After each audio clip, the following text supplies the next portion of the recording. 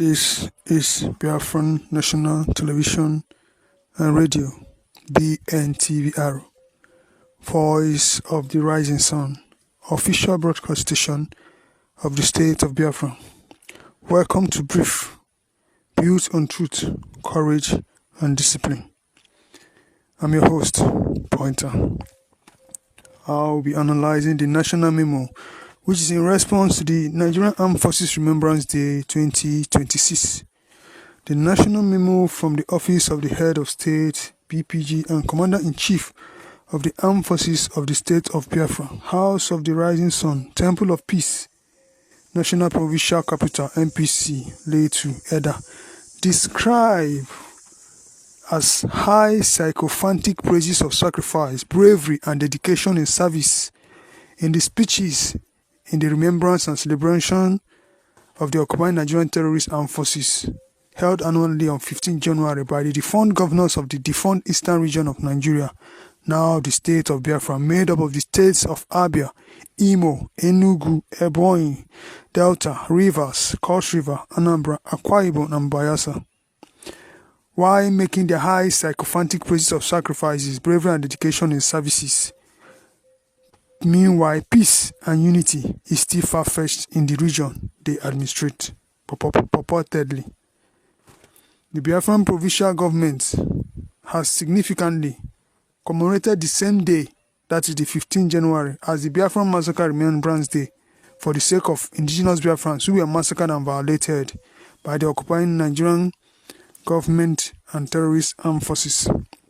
That is to note that whatever event of remembrance or celebration is null and void in the region of the state of Biafra. It is quite hypocritical that these defunct governors were talking about justice, peace, and fairness, but matters concerning their indigenes, that is the indigenous Biafrans, is conspiratorially silenced and downplayed. The National MEMO asks these questions. What is the remedy for the scars of division and internal conflict against indigenous Biafrans?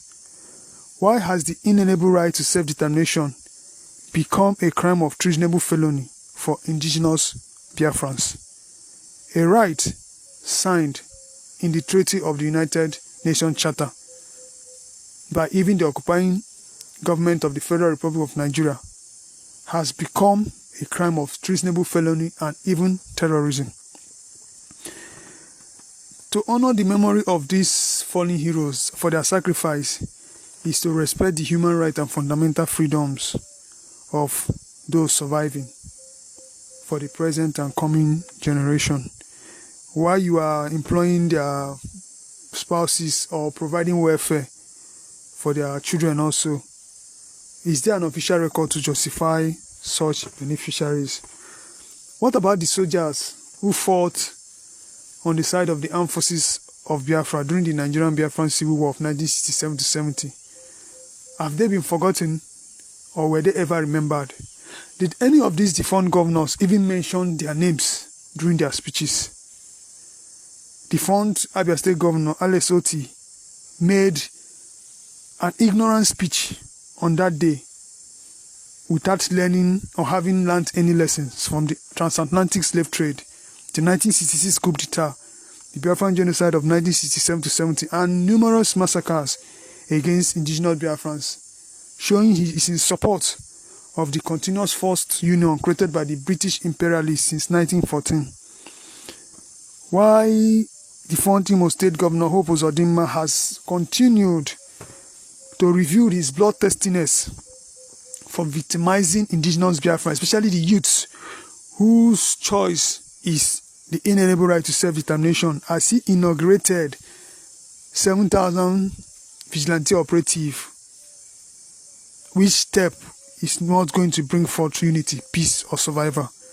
The Enugu State Governor Peter Mba is being advised to partner with responsible individuals and groups to promote peace, unity, safety, and respect for human life, rather than frustrating the indigenes of that state on their choice of self-determination. And he should never forget that the legacy of Biafra still remains in Enugu State, because that is where it was first declared, inaugurated, established, and proclaimed on May 30th, 1967.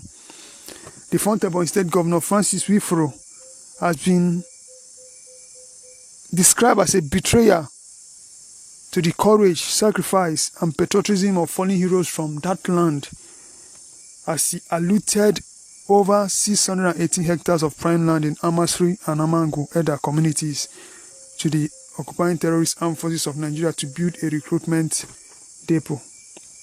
The indigenes of defunct Delta State can only be pacified of the psychological scars of Asaba massacre through honoring the memories of their fallen heroes and for their commitment to freedom, by substantiating the inalienable right to self-determination.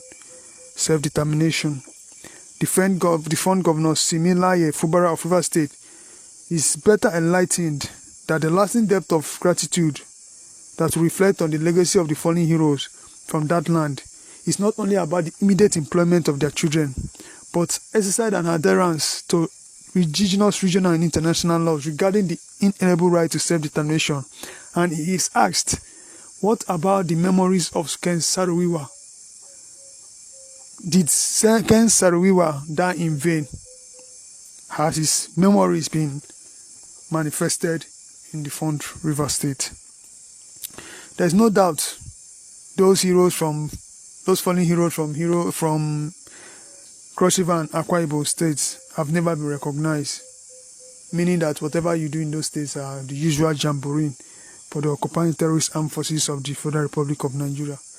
As the former Anambra State Governor Chukwuma Soludo has promoted economic sabotage, terrorism, and insecurity by forcefully closing the Onitsha main market and other markets in the state, because the traders decided to express civil disobedience, to sit at home on Monday. Civil disobedience is a right in accordance to Article 9 of 2 of the African Charter on Human and People's Rights, that states, I quote, "Every individual shall have the right to express and disseminate his opinions within the law," end of quote. That is the right of those traders, those indigenes, to express their own sadness, their form of protest is to shut down their shops on Mondays, and it is not the right of the governor to forcefully close down their shop for expressing their right. He shouldn't forget the disappearance of the chairman of Mbuko Obosi Spare Part Market, Chief Francis Enebe, whom he forced in 2023 to open market on Monday. To date, he is nowhere to be found. And he needs to understand that Awka City was never developed into the city from heaven. It was a forest before it became a city. The former Biafra State Governor Doyediri stated in his speech that behind every medal lies a story of sacrifice. What about the memories and sacrifice of Frank Opigo? Is it going to go in vain? It's quite a mockery to celebrate soldiers from the northern and western part of Nigeria without any due accord given to the defunct eastern region, soldiers from the defunct eastern region of Nigeria. It is an affront to the sacrifice and memories of Biafran heroes and heroines that a kangaroo court sentenced Maazin Nnamdi Kanu to life imprisonment for advocating the inalienable right to self-determination. That is a failure to the memories of the fallen heroes.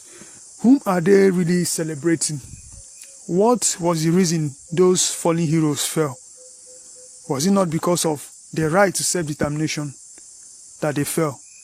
If the right to self-determination cannot be respected, cannot be accorded, cannot be established, then whatever they are celebrating is in vain.